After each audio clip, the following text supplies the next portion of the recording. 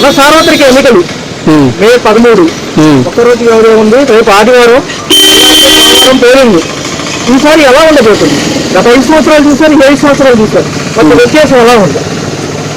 ఎలా ఉండబోతుందంటే ప్రభుత్వం బాగుందన్న. ఆయన చాలా పనులు జరిగినాయి. గతంలో చంద్రబాబు నాయుడు ప్రభుత్వంలో ఈయన చేసిన మేలు సహాయం జరగల. ఇప్పుడు జగన్ ప్రభుత్వం వల్ల చాలా మందికి చాలా జరిగినాయి.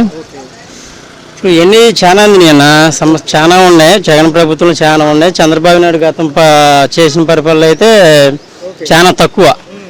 ఇప్పుడు జగన్ ప్రభుత్వంలో 3 రెట్లు ఇంకా చాలా చేశాడు ఆయన.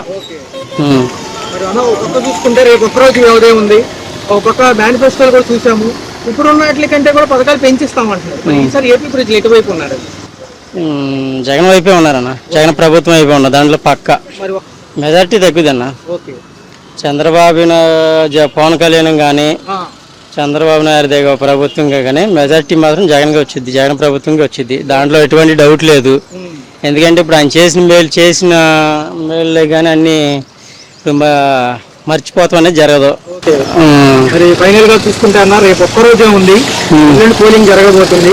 సో ఎలక్షన్స్ జూన్ 4 కౌంటింగ్ ఉండబోతుంది. తర్వాత ఏపీ వ్యాప్తంగా ఏ ప్రభుత్వం రాబోతుంది అంటే ఒక మాట ఏపీ ప్రభుత్వంగా జగన్ ప్రభుత్వమే రాబోతుంది. దాంట్లో ఎటువంటి డౌట్ లేదు. ఫైనల్ గా నెక్స్ట్ సీఎం ఎవరు అంటే ఒక మాట జగన్. ఏమందలేదు. స్థలం ఇచ్చాడు, ఇల్లు కట్టేస్తానన్నారు, ఇల్లు కట్టిలేదు. అదే 1,80,000 వేస్తానన్నారు. ఆ 1,80,000 ఇల్లు కట్టుకోవాలంటే అవదు. ఏదో మెటీరియల్ కొన్ని ఇచ్చాడు, ఎక్కడ అవుతాయి? అవదు. ఏంటి మరి ఇచ్చినప్పుడు మళ్ళీ అది ఇస్తానన్నప్పుడు కట్టేస్తానప్పుడు ఇల్లు కట్టియాలి. ఇల్లు కట్టేయకుండా 1,80,000 వేస్తాను కట్టుకోండి అని డాబా కట్టి చెప్పి మనం అసలు శాంతం పేదవాడు ఉంటాడు, డాబా కట్టుకోలేనివాడు. మరి అది పొజిషన్ ఏంటి? అది ఎలా ఒక పక్క రేట్లు పెరిగిపోయినాయి చూసుకుని సిమెంట్ కట్టలు కానీ ఐరన్ వరకు వాళ్ళు ఎస్టిమేషన్ ఇచ్చిన దాంట్లో ఏమి ఇచ్చారు మనకి ఎక్కువ అవుతుంది కదా. ఒక పక్క అవుతుంది. ఎలా ఉందంటే ఇక చెప్పే అసలు బ్యాడ్గా ఉందన్నమాట. సిమెంట్ కట్టలో ఐరన్ ఇసుక ఇచ్చారు. అది దేని వల్ల వస్తుంది? దేనికి ఉపయోగరావు. ఆ పర్ల కొంత లేచింది, కొంత అంత ఇది అయిపోయింది. బేస్ మట్టం కాడ ఇది లేదు. మరీ అంత దారుణంగా ఉంది. మరి ఏదైతే చూసుకుంటే ఏదన్నా ఇల్లు హక్కుకు సంబంధించిన పూర్తిగా హక్కులు వచ్చాయంటారా? జస్ట్ ఓన్లీ ల్యాండ్ చూపించి మనకు అప్ చెప్పారంటారా కట్టుకోమని? ల్యాండ్ చూపించారు. ఇక అక్కడ ఇది మీ ల్యాండ్, మీరు ఇల్లు కట్టుకోండి అని అన్నారు. మెటీరియల్ మేము ఇస్తాం, మీరు డాబా కట్టి చూపించన్నారు. కట్టి రూపాయలు లేని వాళ్ళు డాబాలు కట్టి చూపించాలని మా వల్ల కాదు. ఏదైనా ఇల్లు వేసుకుని పోతామన్నా డాబానే కావాల్సింది అని అన్నారు. ఇక కొంతమంది అట్లా వదిలేశారు, కొంతమంది చాలా మంది ఇబ్బంది పడ్డారు, వదిలేశారు. ఇల్లు స్థలాలు కూడా వద్దనుకున్నారు. చాలా పేదోళ్ళకే అన్నారు. పేదోళ్ళకి ఏడొచ్చినాయి? ఉన్నవాడికే ఇచ్చారు. ఇంకా 5 ఎకరాలు రైతు పేదోడా?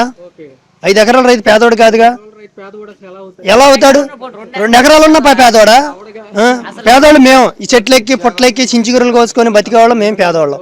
మరి మాకేది? మరి చూసుకున్నట్లయితే ఇంట్లో ఏదైనా పెన్షన్లు కానీ మహిళలకు కానీ విద్యా దీవెన ఏమన్నా అందినాయి? ఎక్కడ అంది? మా బాబుకి ఒకసారి 2 సార్లు వచ్చినాయి, 3వసారి లేదు. అదేనంటే చదువుకుంటలే మీ బాబు లేదు అన్నారు. కరోనా టైంలో మానేశారు. ఏది ఎక్కడ చేశారు? ఎవరు ఇచ్చారు? ఎవరు ఇలా మాకు రూపాయిగా. మరి చూసుకుంటే ఒక పక్క సార్వత్రిక ఎన్నికలు ఇస్తామని వాళ్ళు అంటున్నారు, ఇప్పుడు దానికంటే ఎక్కువ ఇస్తామని వీళ్ళు అంటున్నారు. నమ్మే అవకాశం ఉందంటారు? చెప్పలేము. చూడాలి. ఏళ్ళగడ చూస్తే కానీ మనం చెప్పలేము ఏది. ఇప్పుడు ఉందే. ఇప్పుడు ఆయన చేశాడు, ఆయన చూసాం మనం. ఇప్పుడు ఇది చూడాలిగా, చూస్తే గానీ ఏదనేది మనకు తెలియదు. ఇలాంటి సమస్యలప్పుడు గ్రామ వాలంటీర్ సచివాలయాలు అర్జీలు పెట్టుకుంటే వాళ్ళ యొక్క రిప్లై ఎట్లా ఉంది అంటే? ఏముంది, వెళ్ళి అడుగుతుంటే వస్తే కంగారేంటి మీకు? నేను చెప్తాం. కంగారేంటి మీరు మా ప్యానాలు తెస్తారేంటి? మాకు ఎందుకు ఈ ఉద్యోగాలు? మాకు అనవసరం అని వాళ్ళు. డైలీ పనులు చేసుకునే మీరు డబ్బులు వస్తాయి కానీ ఇల్లు గడవని సిచ్యువేషన్ లో ఉన్నప్పుడు ఒక పక్క నిత్యావసర సరుకులు ధరలు పెరిగిపోయింది. నూనె ప్యాకెట్ అప్పుడు ఎంత ఉంది? అప్పుడు 100 రూపాయలు, 70 రూపాయలు, 90 రూపాయలు. ఇప్పుడు పేదవాడు ఎలా చేస్తాడు? ఎక్కడ చేస్తాం? చేయలేం. కష్టపడితే తిన్నట్టు, లేకపోతే లేదు. కేజీ ఏదైనా కొనాలంటే 100 రూపాయలు, 200, మినిమం 300 అట్లా రేట్లు ఉన్నాయి. 190 ఉంది. నిన్నే తీసుకొచ్చా. 190 రూపాయలు కందిపప్పు. 80 రూపాయలు కందిపప్పు ఉండే, 190 రూపాయలు కందిపప్పు. ఏం తింటామన్నా? మాది గుడివాడ రోడ్డు. నా దగ్గర 20 సంవత్సరాలు మ్యారేజ్ అయ్యి నాకు. ఆ రోడ్లో కనీసం ఏదైనా కనేవాళ్ళు ఉంటే డెలివరీ కూడా అయిపోతారు. ఆ రోడ్లో అట్లా ఉంది రోడ్డు. మానికొండ రోడ్డు, గుడివాడ మానికొండ. మరి కొడవలాని గారు ఉన్నారు, వంశీ గారు ఉన్నారు, మరి 4 ఎమ్మెల్యేలు ఉన్నారు. ఒక్కళ్ళు పట్టించుకునే వాళ్ళు లేరు దాన్ని. ఆ రోడ్డు అంతే దాని బతుకు. వాన వస్తే బస్సు టొంగితే పడిపోయినట్టుగా ఉంటది. మరి ప్రజల ఇబ్బంది, బైక్ మీద వెళ్ళాలన్న ఇబ్బంది, మరి చాలా అసలు మామూలు ఇబ్బందులు కాదు అవి. దీన్ని బట్టి చూస్తే ఈ తెలుగుదేశమే బాగా ఉన్నట్టుంది. చూసుకున్నట్లయితే సార్వత్రిక ఎన్నికలు మే 13 రేపు ఒక్కరోజు వ్యవధి ఉంది. ఈ రోజు ప్రచారాలు కూడా అంతిమ తీసుకొచ్చేసినాయి. సో చూసుకున్నట్లయితే గత 5 సంవత్సరాలకి ఎలా ఉంది, ఈ 5 సంవత్సరాల వ్యత్యాసం ఎలా ఉంది, ఏ సంక్షేమాలు బాగున్నాయి, ఏ 5 సంవత్సరాల్లో అభివృద్ధి ఏది బాగుందంటానికి ఆయన ద్రోహం చేశాడు, అంతకన్నా ద్రోహం ఈయన చేశాడు.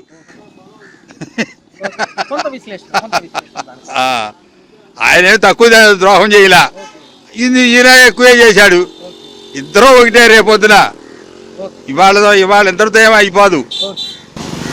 చూసుకుంటే అభివృద్ధి సంక్షేమం అన్నారు జగన్మోహన్ రెడ్డి గారు. అటు చూసుకుంటే ఉద్యోగ కల్పన, ఐటీ సెక్టర్, విద్యార్థులు స్కిల్ డెవలప్మెంట్ ఎక్కువ ఉండాలంటారు. వాస్తవం ఏదో చేస్తానన్నాడు కానీ చేస్తానన్నాడు, చేసినప్పుడు కదా ఇది చేసేది, చేసినప్పుడు కదా. అంతవరకు అంతా డ్రామానే.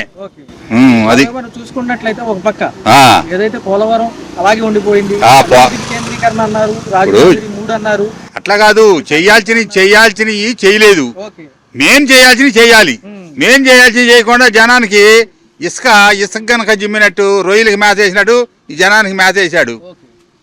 ఆ మేతకే ఆశపడి ఎత్తే ఇనుగొచ్చు, ఎగిపోతే ఇనిపోవచ్చు. అదేం సమస్య కాదు. ఇద్దరు లంజరకమే చేసింది, ఒకలే లంజరకం చేశారని అంటలా. అది ఇప్పుడు ఒక్కొక్కళ్ళు ఒక్కొక్క రూటు ఆలోచిస్తూ ఉంటారు. ఇదేం కరెక్ట్ ఏం కాదు. ఈసారి చంద్రబాబు నాయుడు గెలిచినా మళ్ళీ తర్వాత జగన్ మళ్ళీ గెలుస్తాడు. 1 సంవత్సరం వాళ్ళు, 1 సంవత్సరం వీళ్ళు, ఒక టర్న్ వాళ్ళదు, ఒక టర్న్ వీళ్ళదే. ఇదేం కాదు. మరి చూసుకున్నట్లయితే అభివృద్ధి సంక్షేమంలో ఏమంది, అందకపోతే ఏది ఏళ్ళు అందిలా శాంతం, ఏళ్ళు చెప్పిన శాంతం అందిలా, ఆళ్ళ అందిలా. చూసుకున్నట్లయితే బాబాయ్ గారు ఒక పక్క షర్మిల గారు అటు వ్యతిరేకించడం జరుగుతుంది, ఇటు పక్క చూసుకుంటే స్కిల్ డెవలప్మెంట్ ఈయన లోపలికి వెళ్ళదు. ఆ షర్మిల గారు దిగిందనుకో, ఆ షర్మిల గారు కూడా ఆళ్ళంతా ఒకటే, మేమే సన్నాసులు, ఈ ఓటర్సే మొదటి పోళ్ళు, ఆళ్ళంతా ఒకటే రేపొద్దున. ఫైనల్ గా చూసుకోకపోతే రేపు ఒకరోజు వ్యవధి ఉంది. ఈ ఉమ్మడి పొత్తు ప్రభావం ఎంతవరకు ఉండొచ్చు అంటారు? అంటే జనసేన, టీడీపీ, బీజేపీ వాళ్ళ బహిరంగ సభ చూశారు విజయవాడలో, మోడీ రావడం జరిగింది, ర్యాలీ కూడా చేయడం జరిగింది. సో ఎంత ప్రభావం ఉండొచ్చు ఇప్పుడున్న ఓటింగ్ సెక్షన్? మోడీ ప్రభావం ఏముందో కానీ, మోడీ మంచి పనులే చేశాడు. చేయనట్లా ఆడు మంచి పనులే చేశాడు. కాంగ్రెస్ వాళ్ళ కన్నా కూడా మోడీ మెరుగు. తర్వాత ఈ రైతుల్ని మాత్రం ఇబ్బంది పెడుతున్నారు. రైతుల్లో అనుమానం అంటే, రైతుని ఆళ్ళో బాగు చేయలే, ఏళ్ళో బాగు చేయలే, ఏళ్ళో బాగు చేయలే. రైతుల్ని ఎవడు దోచుకున్నా రైతులే దోచుకుంటున్నాడు. ల్యాండ్ టైటింగ్ అంశాల్లో శాంతం మనకైతే తెలియదు వివరాలు.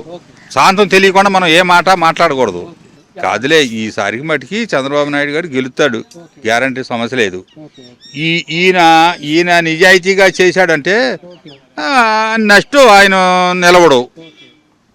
కాకపోతే చెప్పినవన్నీ చేయలేదనుకో.